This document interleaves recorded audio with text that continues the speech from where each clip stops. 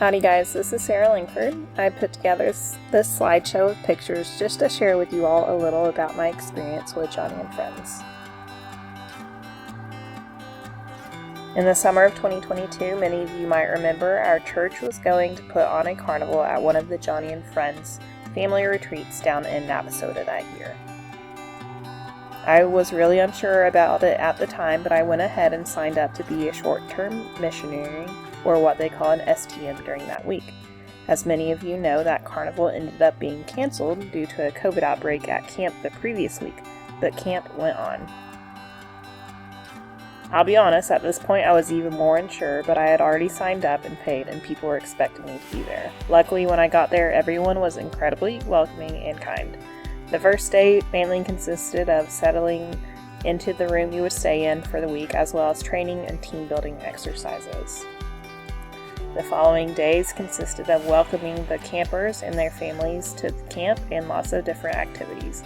There were dance parties, devotionals, crafts, fishing, swimming, and so much more. One of the things I want to say is this is not just a volunteer opportunity for high schoolers or college kids. There were volunteers of all ages, with some up into their 70s. Because the camp is not just for children, having a range of ages can be incredibly helpful. Some of the campers are adults with disabilities, and they benefit from building fellowship with people closer to their age. However, if you are a high schooler or a college student, this can also be a wonderful opportunity for you. Another thing I want to point out is some people may be nervous about working with kids and adults with disabilities. I'm not here to say it will always be easy, but I can say it is sanctifying and heartwarming and more than worth the challenge.